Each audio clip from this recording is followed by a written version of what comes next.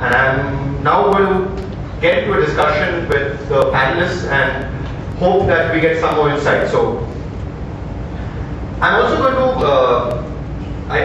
let me see how it works. Maybe we'll chat for about 10 or 15 minutes and then we will start taking questions from the floor. Would that work, or would you prefer sending sheets of paper with questions? Whichever way. Okay, so while you guys figure it out, let me start throwing a couple of questions at the panelists. Okay, Gaurav, you mentioned about the need for the big idea and innovation, right? Now you're an observer. You've seen IPL. You have a good idea of what's happening in the world around. You're seeing kids wearing Man U t-shirts here. You're seeing Force India doing well. You're seeing Sumariwalla. So, if you had to take a guess, if you had to take a punt, which sport do you think in India in the next 2 years should the big idea come from, or is most likely to succeed?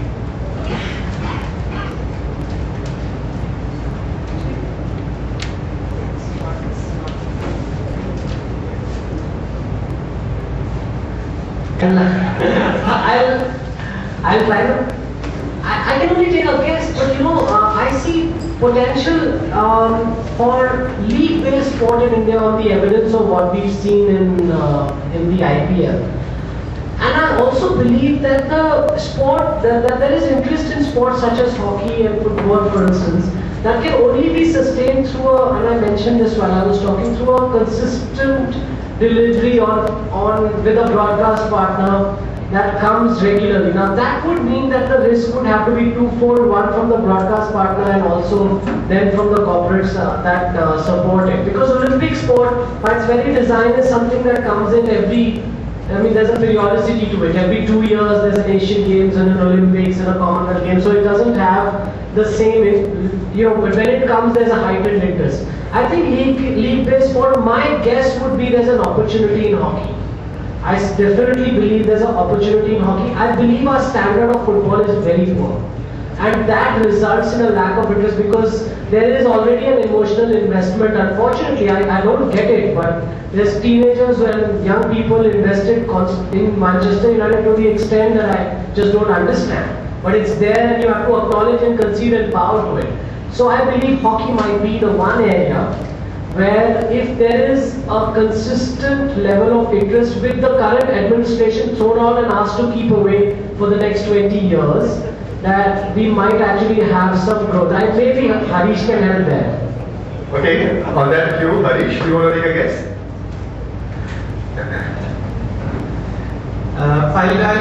I won't go down, I don't have the journalistic license, I'm in the business.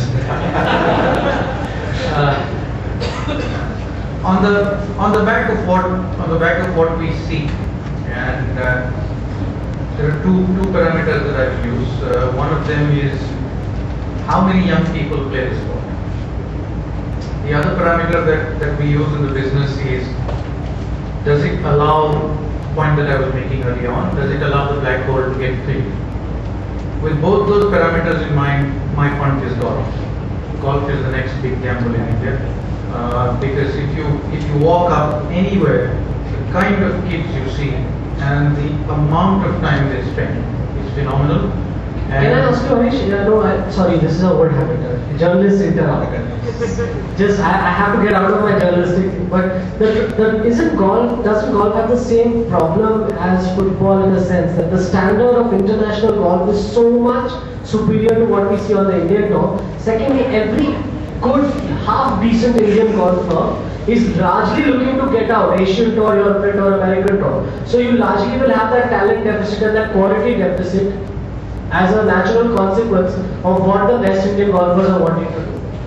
Let me try and answer that. And I think the answer to that is in one of the portfolios, or one of the properties that we created. We created a property called One Asia, which is a pan-Asian golfing property that starts in Japan and goes all the way to Australia.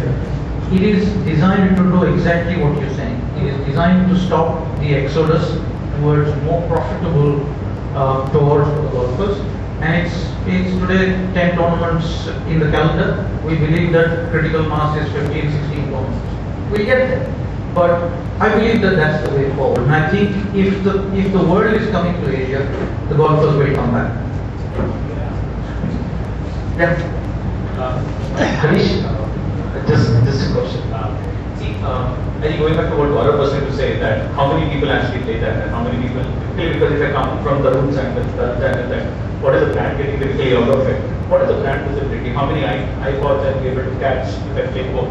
So whether which brand? Let me just answer that. I think the best example I've had of golf is when Gaurav was leading one of his many spicy discussions on the death of Test cricket.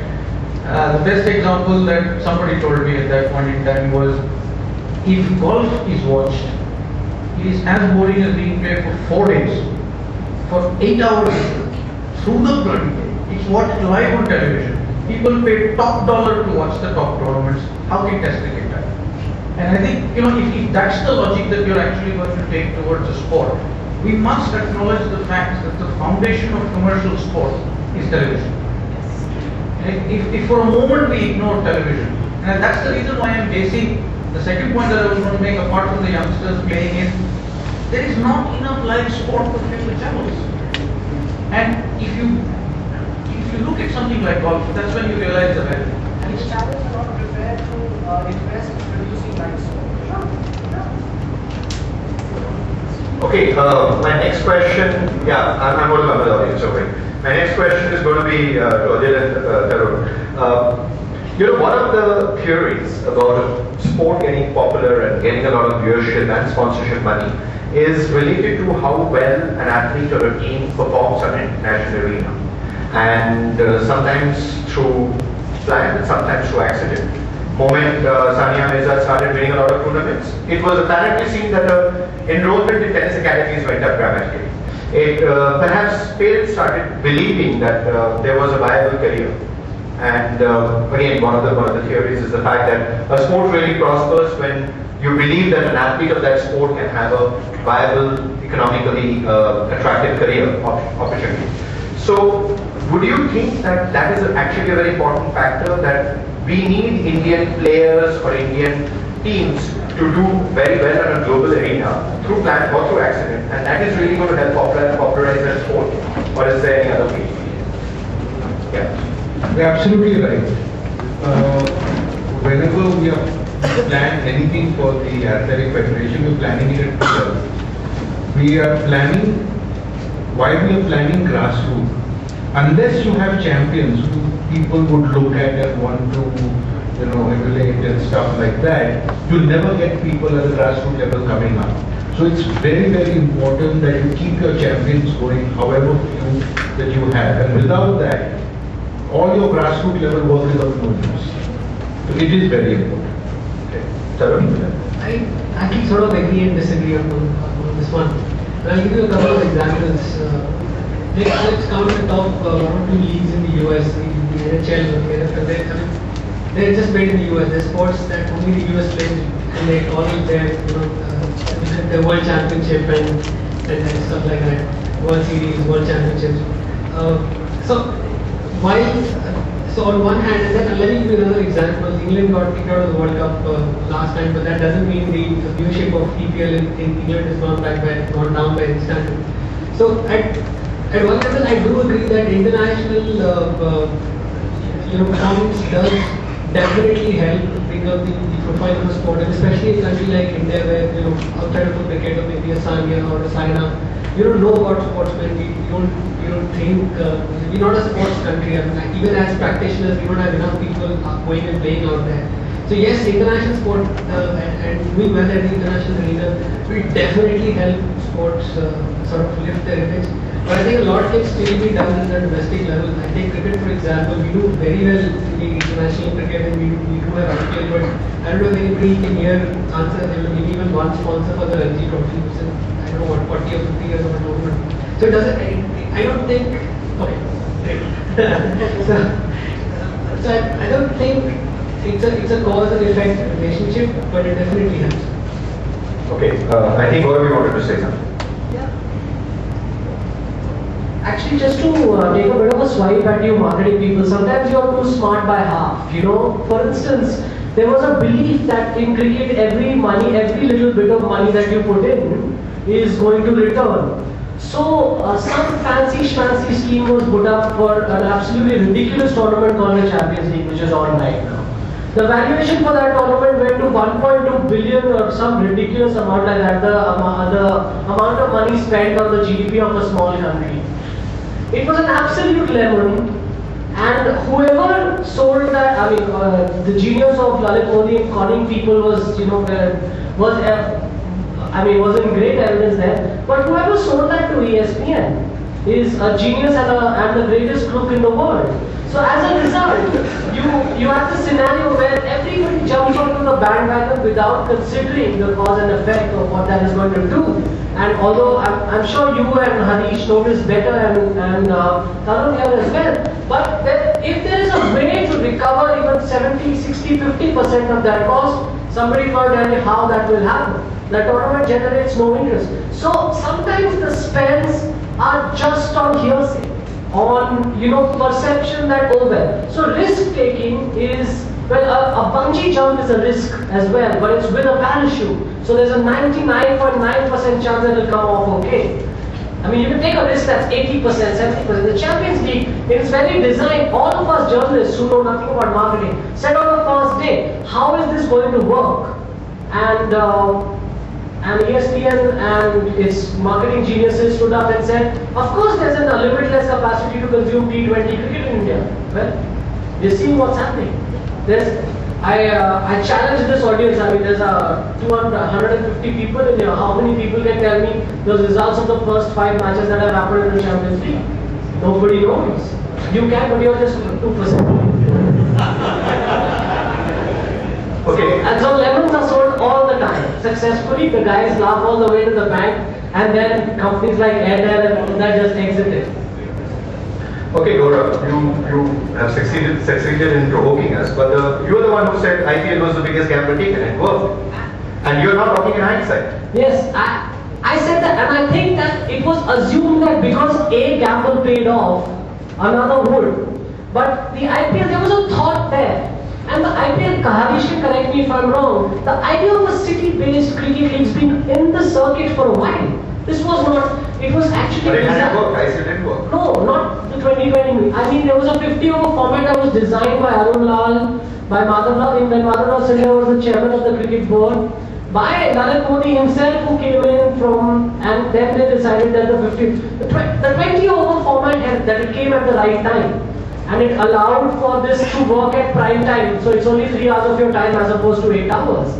But to assume that all forms of 2020 cricket would work, and for this excessive margin above what set max paid, ESPN wanted to jump on to T20 looking at the success of the IPL on set max. But there must have been some thought. I mean, you know, you are jumping onto some, you know, there is a team called in the first IPL season, there was the first Champions League season was cancelled because of Mumbai attacks. The second IPL season, the second T20 season, had teams from New Zealand, which included 9 players who nobody had heard of, 10 players. South Africa, which nobody had heard of. You know, the quality of cricket cannot just be the only argument. Where is the engagement with the fan? I think there should have been. You wanted to take the gamble, yes, but there should have been greater thought in the gamble. I thought it was a bungee jump without a parachute. Okay. You see, interesting analogy of the T20 Champions League. Actually, if you watch any match, the quality of cricket is quite great. It's true, right? But it's interesting that even that quality does not necessarily mean viewership. Some of the ICL matches were very good. They were absolutely stunning matches. But what I'm trying to say is that a great sport, a great quality of sport doesn't necessarily mean that you have eyeballs. And there is a lot of packaging that has to go along with it by the organizers, by the advertisers, by the media. And I think that's what the T20, the Champions League sort of lacks because of unfamiliarity of players, unfamiliarity of understanding the audience. And understanding the audience. Okay, I'm going to come to the next question and I'm going to kind of have a short build-up. See, when originally games were played, it's because somebody figured out a way to have fun with their friends in the locality. Okay, so there was football, there was cricket, there was golf, whatever.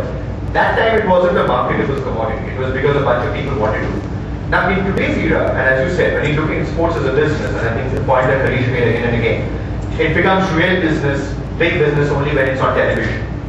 So is it the fact that there are some sports which are better suited for television? I mean, cricket seems to be God's gift to television. You have every 5 minutes you have an over and you have a break and you get commercial breaks and you get ads, whatever. And maybe athletics, maybe Adille, sorry to say this, 100 meters gets over in 10 seconds. So is it the fact that some sports are more TV friendly and allow better sponsorship viewership, and some sports unfortunately aren't because they were never designed in an era where there was sponsorship and there was TV viewing? Is that creating a list and a B list of sporting properties which are simply differentiated because they are more TV friendly or not? Is that a fact? Partly yes, it is a fact. While all sport are trying to change their formats to suit the fans or the consumer, athletics is trying to do the same. It's having these Diamond League matches where they don't run all the events from 100 to 10,000. They are selective events for men, selective events for women, and they ensure that something or the other is happening all the time. Otherwise, there'll be a big break between the 100 meters and the next event, which is the 400 meters. But at that time, there is some long jump going on at the same time. So, yes, it is true that certain games are more friendly, some are not. But everybody's trying to repackage. Okay.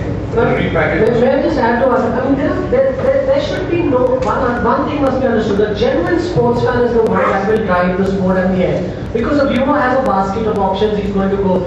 It's going to be very difficult to convince people who are interested in watching Sasbo serials to watch sport. So you can't tamper too much with the design of the sport as well. 2020 is a form of cricket. But a 4 into 100 meter relay can't be run that the first two legs are run, then you take a break and then you run the third and the fourth. You can't tamper with the basic format of the sport. And I think that, I mean, if you look at, for instance, football, it does not have this conventional break in which you can exploit it commercially. It only breaks once. That you can. But I think that we have to also look at how, till the time that there is a greater drive towards subscription revenue on television, where people are not just relying on advertising to make their money. This is true for news channels as well, by the way. You're not relying just on advertising to stay above water. Then you're going to be. I mean, in England, Sky doesn't need 10 rupees of advertising. It completely works on subscription. You want to watch the EPL at home, pay for it. That's how it works. Yeah, but let me give you an example. I think part of what you're saying is true. Just to complete the loop on valuations, the CRT20 would probably have been a relevant proposition if it had come in at the right price. It has a certain indexation to it, which is not valid today. Having said that, all sports that are not TV friendly are still selling propositions on television. Darts, the Pro Darts store, is an amazing property. Who would have thought that darts will be live on television? It is live on television and big time. Big time. It is a pub game. At the basic level, it's a pub game. But the Pro Darts business is a massive business. So what's the lesson there? The lesson is to find interest and package. Let me give you another example. Snooker. Sometimes boring as hell, but in the middle, trick shots. The same guys will come and do trick shots and actually make it so stunning, just in skill execution, that it becomes a property that television captures. And as Gaurav says, it will eventually get to a stage where non-intrusive advertising will be a thing of the past in sport. Okay. Maybe time for some questions from the audience. Come. One second, use your mic please. Yeah. My name is Tarun. And also say who do you prefer answering the question. Okay, I would like to ask this question to Adille sir. This was when we said that there are no eyeballs. There are no eyeballs for athletics, and it is a 10 second 100 meter last 10 seconds. there are concepts like parkas that are coming up. At the basic level, what has been done to promote sports? I mean, there can be a marketing and branding activity at the grassroots level too. Why aren't concepts like parka or other such concepts generating sponsorships from the corporates? I never said there were no eyeballs to start with. There are eyeballs, and I said that we are repackaging it to ensure that it is more TV friendly. That's number one. At grassroots level, there is very little sponsorship that is available.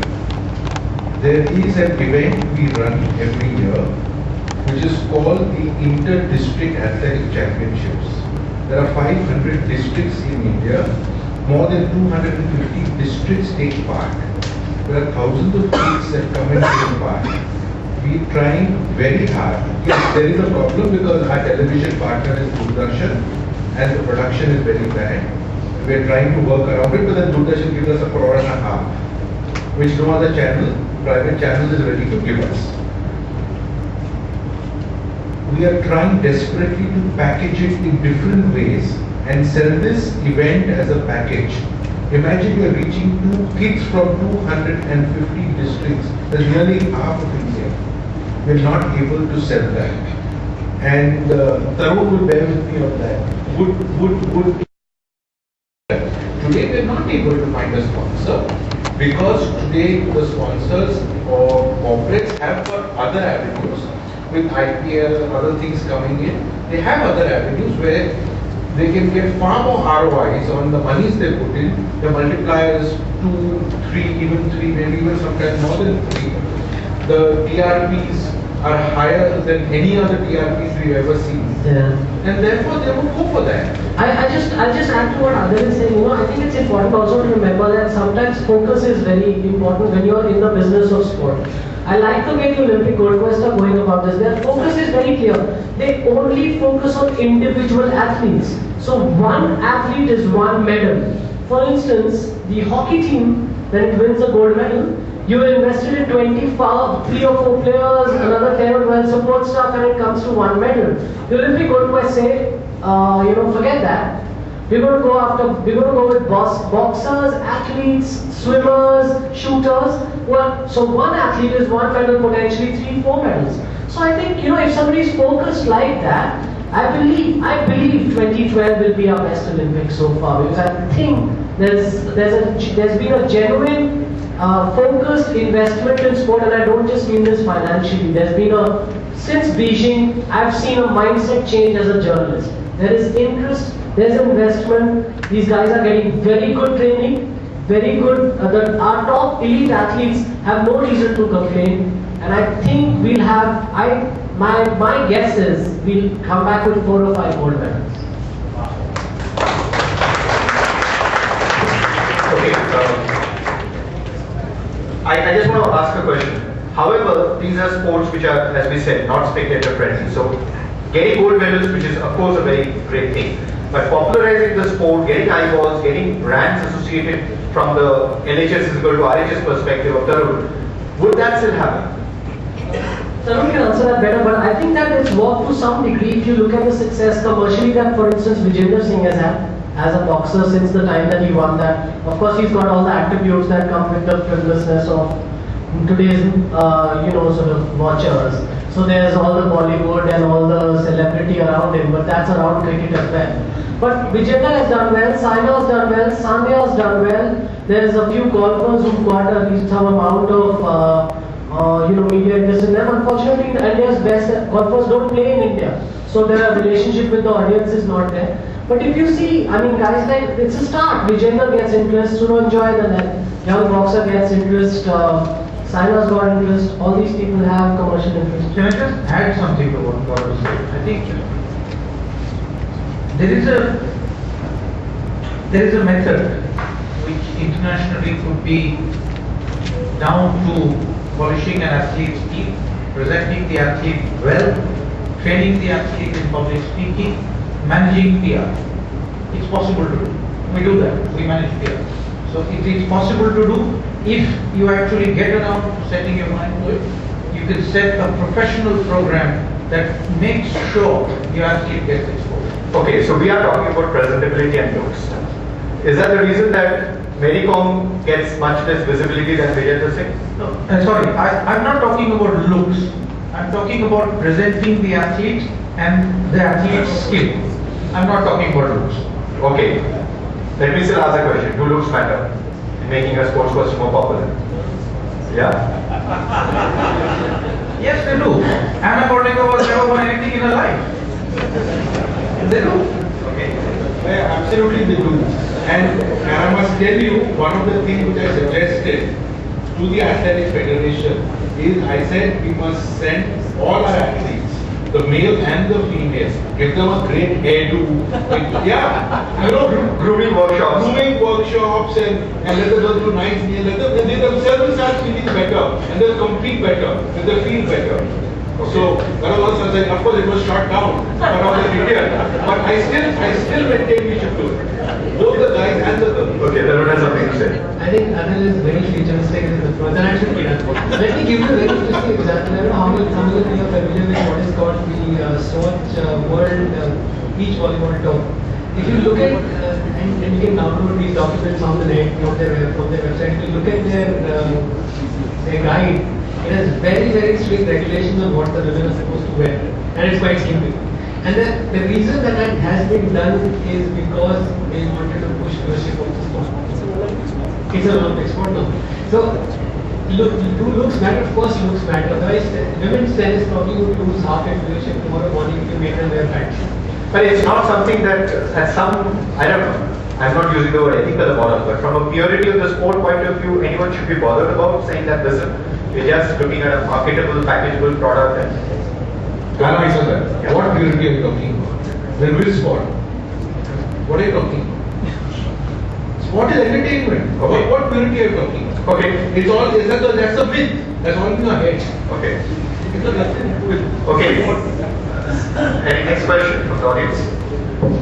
I have a question for Gaurav, not as a member of CNNI again, but as a member of the broader media fraternity. You said in your speech that we are not a one-sport country, and now you have said that the mindset is changing. Do you think, on a broader scale, the mindset of India as a sporting nation is changing? I'll try 3 examples.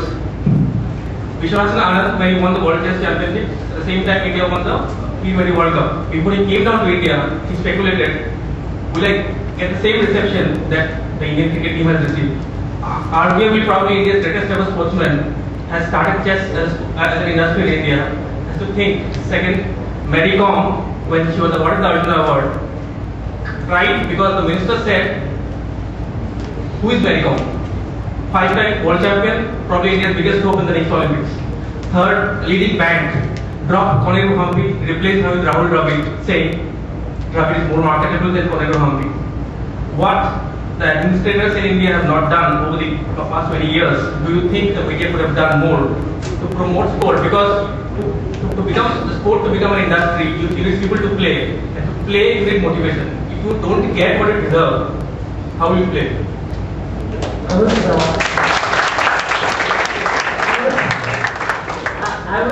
Actually, I'm very surprised that we started at 2 hours back and we haven't done a news channel bashing question till now. So,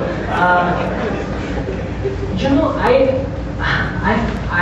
try to argue this at various forums, and we are working journalists. We reflect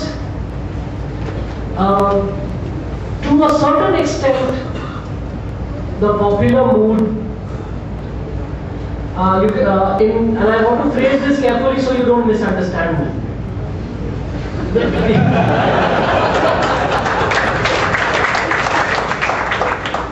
There's a variety of opinion on the Anna Hazare movement, for instance, whether it should have got the coverage that it did. There's a variety of opinion on the Ramdev movement, but since this is a sports forum, please understand that the responsibility to nurture, generate interest, make a sport successful, to have its commercial viability none of this rests on the mainstream media. To a certain extent, the responsibility is to reflect the growing interest in a sport. However, the Bank of Baroda's decision to drop Koneru Hampi and pick Rahul Dravid's got nothing to do with whether the national media would be interested in Koneru Hampi as a product or not, or to tell her story or not. The reality of our lives is that chess is not a television sport. You know, we must, no matter how much we talk about the fact that Vishwanathan Anand is India's greatest ever sportsman, and he is.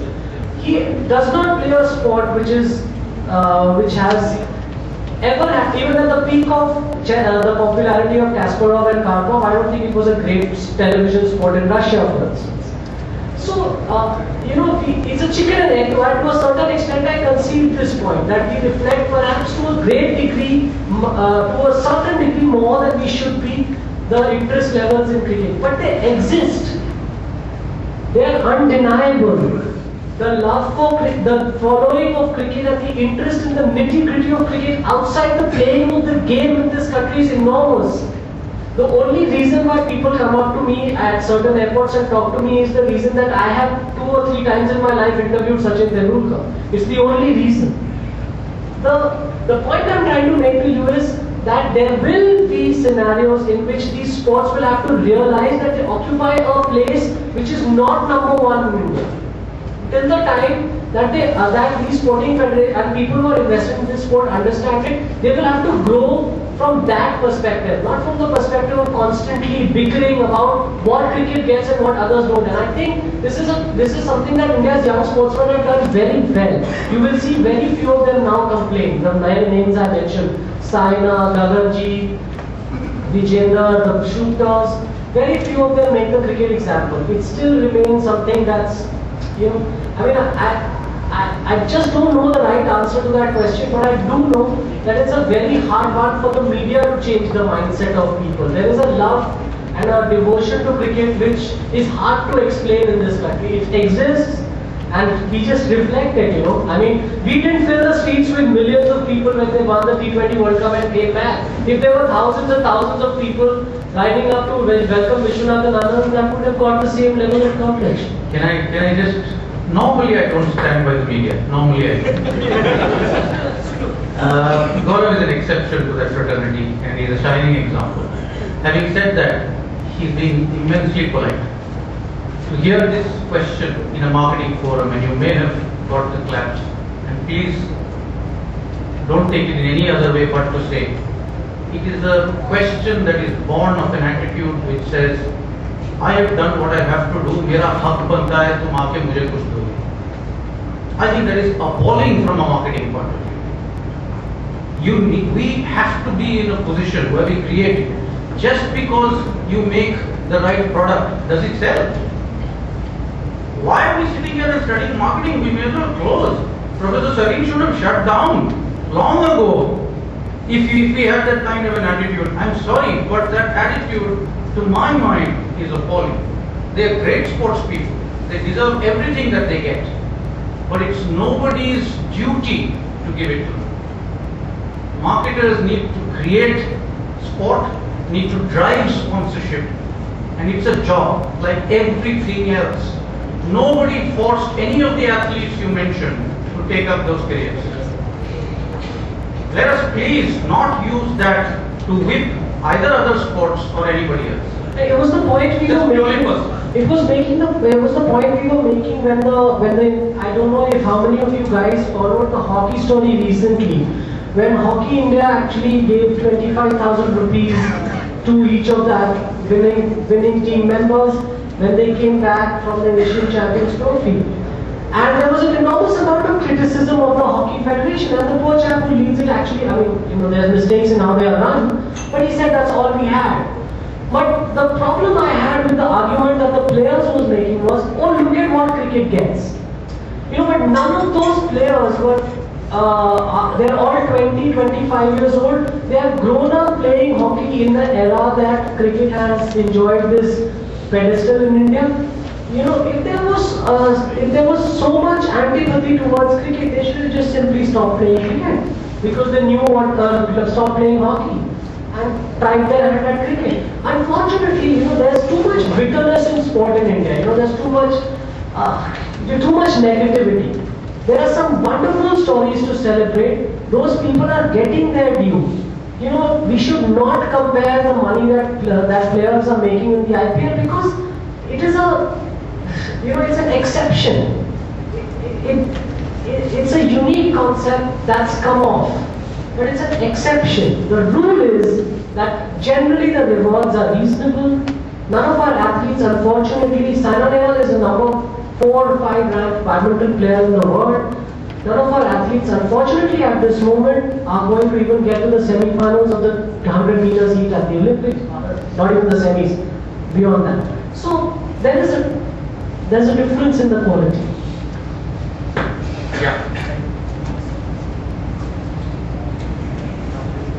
Hi, my name is Adille. My question is to Harish sir, and you also. My question is that you mentioned how different sports marketing is to normal product marketing or service marketing probably, but my question is that when you said that there are no entry-level jobs for managers, but I want to know from an industrial perspective, what makes it so tough for a person probably coming fresh out of a beach school to be not, so that just that there's a mindset that he just cannot manage or market sport. Is there a perception, or that is the reason there are no entry-level jobs, or what is it? We just not afford you guys. That's the God honest truth. The God honest truth is that the industry is driven by contract and casual talent. Whether it is television production, whether it is events, it's outsourced and it's driven by talent.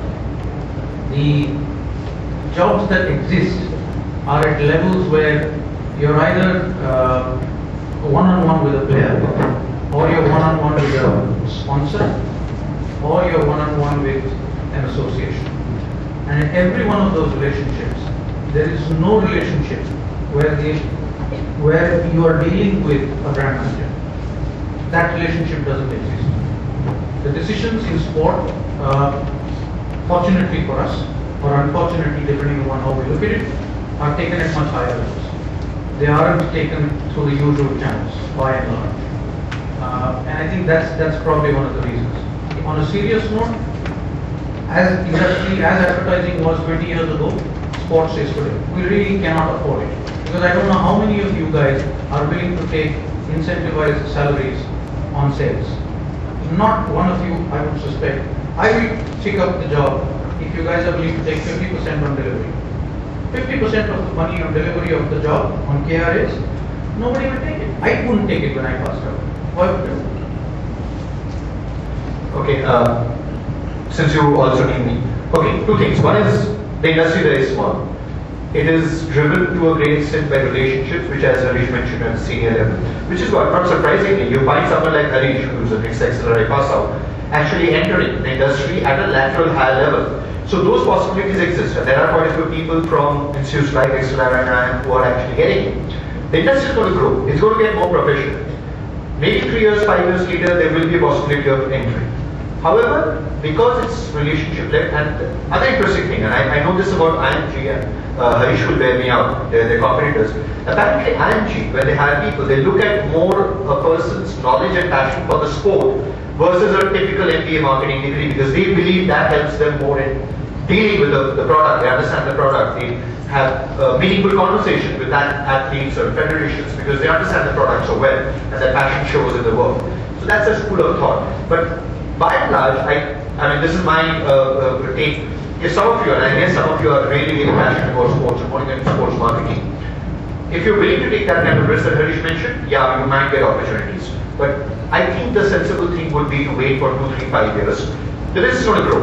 You know, there is something between maybe F1 or football or other forms of cricket, whatever, or hockey, which is going to start expanding the pie. Okay, so there was a time when suddenly the insurance business grew, the telecom business grew, and at that point of time, there weren't enough trained people in telecom insurance, so they got people from other industries. So during that time, the thing that you can do is possibly be somewhere in the periphery of the sports business. You could be working for a sports broadcaster, you could be working for a brand which invests in sports.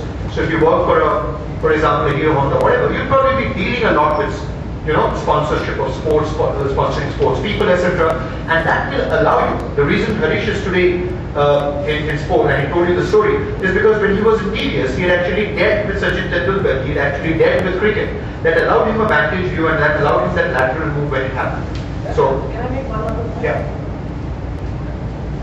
From the outside, right? From the outside, Harish is lucky because he works with such wonderful people as Tendulkar and Gaurav.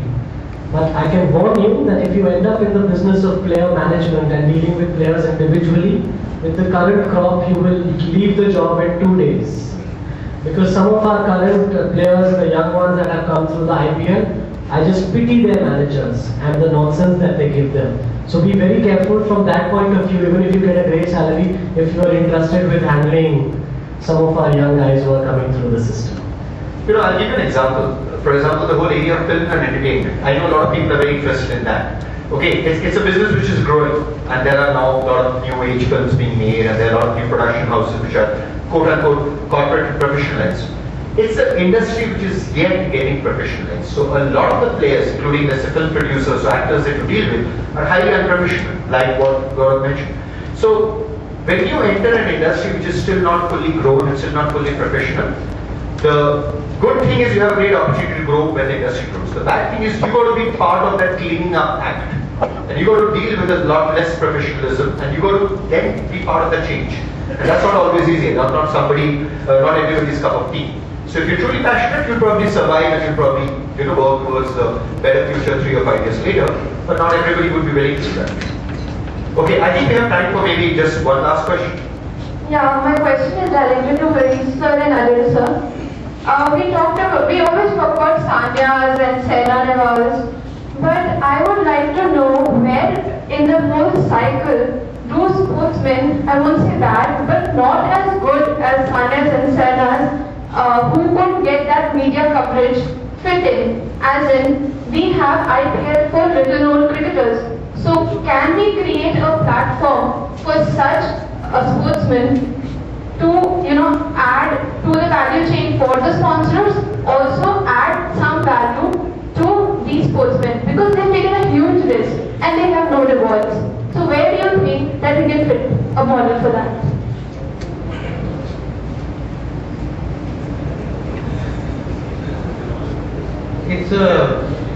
I think Adille and me agree on this. If you fail, you fail. There's no safety net in sports. And the sponsors are not going to provide that safety net. It's a very harsh call, and it's difficult to say this politely. I'm not as skilled as Gaurav, but there is no safety net. Either you make it big, or you fall by the wayside. And can I sort of add to that? Fundamentally, professions like being an athlete, being a performer, being a singer, all of these are very high risk professions. Okay, him included, because he get bashed in most of these conferences. They're all high risk professions. I mean, it's a lot easier, honestly, to be sitting here and doing this talk rather than having spent the hours and hours and hours that it requires to actually become an athlete or an entertainer or a singer. There's some book somebody written says it needs about 10,000 hours of practice to be good at anything. Right? Some statistical measure that somebody's come up with. So there is really no fallback option, and it happens in very, very advanced sport countries as the US as well, where for every NBA stars you see, statistically I think 18,000 fail. Right? So there is really no fallback option.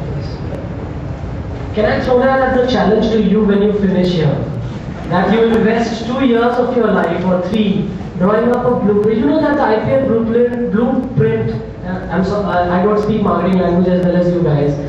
The IPL blueprint was on the circuit for 10 years before it actually fructified. Of course, Narendra Modi had his dad's money to waste in all that time, so you may not. But maybe you can spend the next 3 years of your life formulating a badminton league in India, convincing sponsors, finding broadcast partners, and discovering the next 10 Saina Nehwals for us. And if you succeed, then you will be the Narendra Modi of badminton.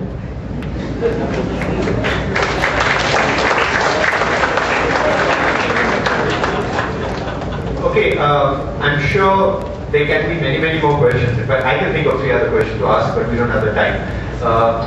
And the reason this has happened, and the reason I think we have this room looks fuller than when we started, and it's been more than 3 hours, is because of the subject, sport. Sport is something which we are all so fundamentally passionate about that it changes the rules of the business, which is why those kind of questions come, which come from passion. It defies marketing logic, because what Harish talked about was pure marketing logic. Anything that you want to sell, you got to create a market for, you got to understand consumer behavior, you got to be able to influence consumer behavior. Otherwise, what are you there for? What product you have and how are you going to market it? Unfortunately, when we're looking at sports as a business, and when we're using that passion to build a business, we have to do the balancing act between understanding that passion and being able to be true to that passion, capitalize on that passion, and yet build marketability around it. Okay? And I want to leave this as a thought for all of you, because whichever business you're in, for the next 5 or 10 years, especially in India, some of the biggest marketing opportunities are probably going to come from sports. Some of you probably will be passionate enough to be actually deep inside it. Some of you will be on the sidelines. And some of you, very few hopefully, will be those smart people that Gaurav talked about, who will be actually able to take those big innovative risks, which can create completely new platforms for sports to grow, for sportsmen to do better, and for brands to get new platforms. So I think you guys are going to be in that unique situation where you cannot sit outside and blame the system. You got to be part of the process of change, where there are many areas that India has moved ahead a lot. Sports industry is one area which is waiting to be tapped. And it's ready because all of us have a huge, and Indians do, have a huge passion for sports. So that's the note I want to end you all. Thank you so much. Thank you, Sanjeev. Over to you.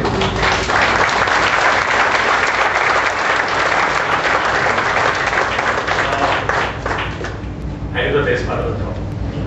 Just closing the ceremony. So, thank you, panelists. Thank you, Tarun. Thank you, Gaurav. Thank you, Adille. Thank you, Harish, and thank you, Chaudhuri. I know it has been some 2 hours, 2 months of work for us to get 5 people here. Believe me, and the Maxi team. Last year when we did a neuromarketing symposium, it was a cliche subject, nobody knew anything about it. But when it came to sports, typically everybody said, we know. And so I was really worried that until unless I got the best people on the board, we will have a problem. In fact, at one moment of time, we wanted to have a glamour in the on the dais as well, because I thought that the glamour is not there, probably will not have the crowd there. So yeah, that's why I just want to show that Gaurav is a glamour for us. Maybe. So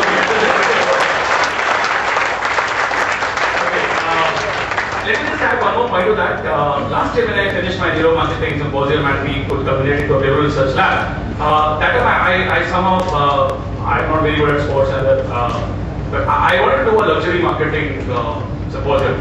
So, but eventually when I started talking to people, I realized, wow, that's a too costly a game to get people to Jaipur talking about luxury.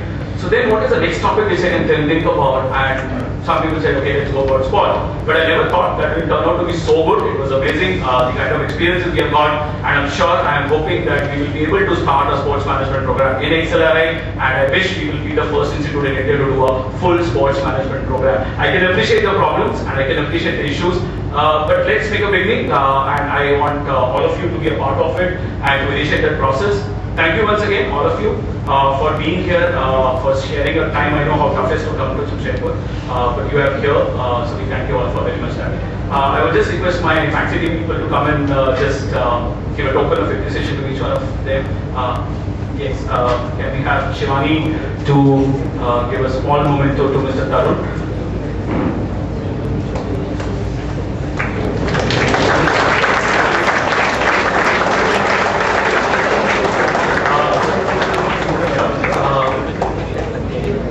Mr. Gaurav,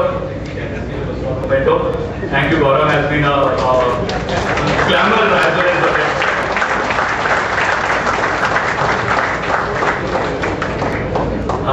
we'd like to thank Adille sir as well. Thank you very much. I know he has been here. He just took a moment of second to decide and he was here in just one call. I'd just like to thank you for that, sir.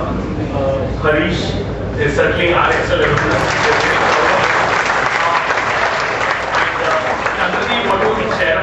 didn't only share his contacts with me, but also he just said, I'm ready to do whatever you want me to do. So that was the best part of it. Thank you, Chaudhuri, very much.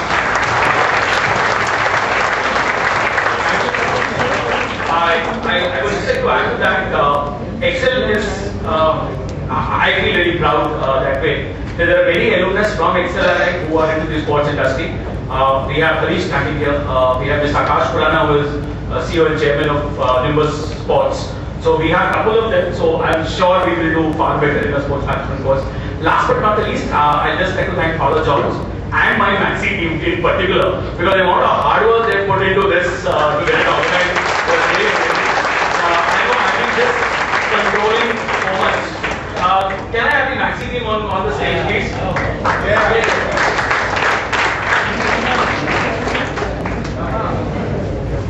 Now, if we can have the Maxi team on board here to have a snap with the others as well. Because I know the amount of hard work they've done. Small nuances, the way you, I think some of the panelists were talking about that, it boils down to how much amount of small things you clear about. And I think Maxi people have done that tremendously well. Come.